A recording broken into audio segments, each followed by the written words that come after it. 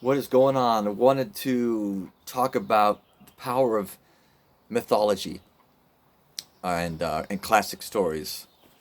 There is power there. Um, there's a reason those stories span the centuries and generations and get passed down, and why there's a recurring hero's journey arc to really all of it. And same is true of something like the Bible. You've got people on one hand who want to take it all as literal truth and not knocking them. You've got another company of people that say, well, that cannot be. I mean, it doesn't make sense. For example, the Noah's Ark story. So, there's a lot of things to question about that story, and I think as much as anything, the idea that somehow God is going to wipe out all life on Earth with a flood.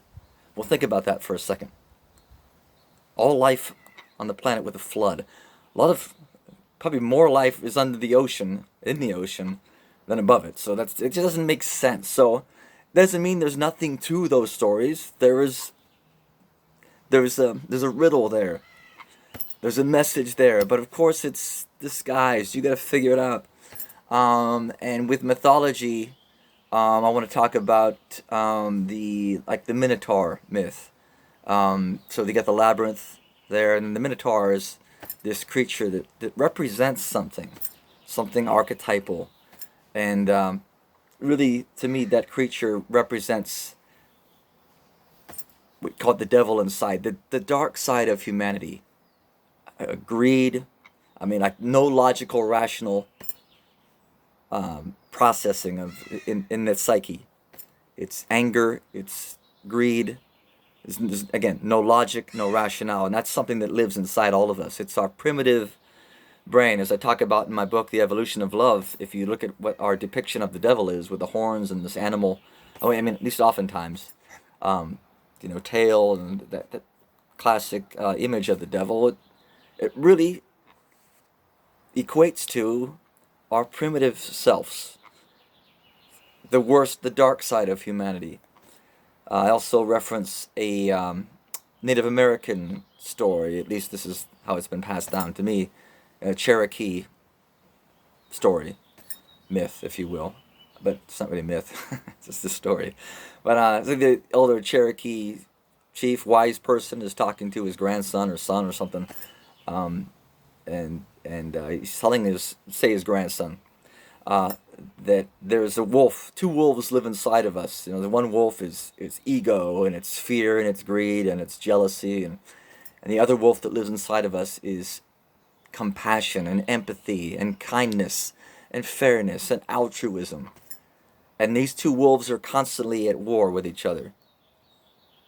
And the boy thinks about that and asks his grandfather, well, which wolf will win? Which wolf is going to win? And like, inside of me, well, it's the one you feed more.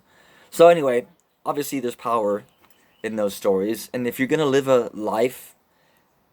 healthy life and be right in the head psychologically, you must, number one, accept that dark is part of you. It's there. And it's powerful. Fear is powerful. And lust is powerful. That urge to mate is powerful. Jealousy is powerful. It's because it's primitive. It's ancient. It's our ancient brain. And it's there to serve our base needs as a living thing on this planet. So it's powerful. But the challenge, the journey of the human being is to tamp it down, push back against your fear and pride and ego and jealousy and greed, and evolve so that you become, I mean, it's stoic, really. Those things are still there inside, but through meditation and practice and just conscious awareness of the struggle, you can overcome them. And that's kind of what I get at in my book again too, The Evolution of Love, is to say, yeah, you're gonna fall in love and want to be with someone, and it's powerful and it's magical and it's great.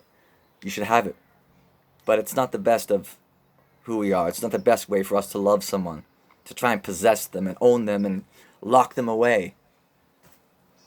God forbid they want to someday leave or be with someone else. If you can't let them go, then you don't love them in a way that you should love them, and you don't love yourself. So I've gotten off track a little bit here, but reference my book, and so I'm going to now write the ebook to hopefully get it out into the public. People need to hear this.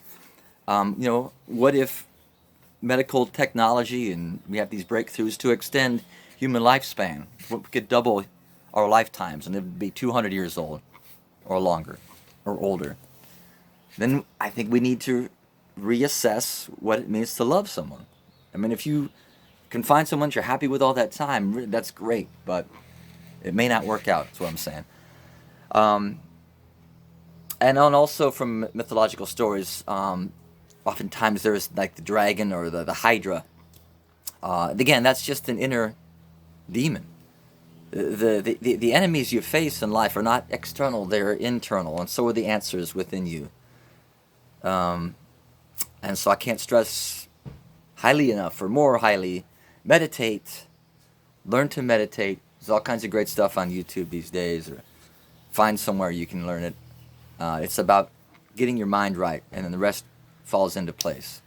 Anyway, I hope that's of value for you. I wish you well in your journey. Have a good day. Bye.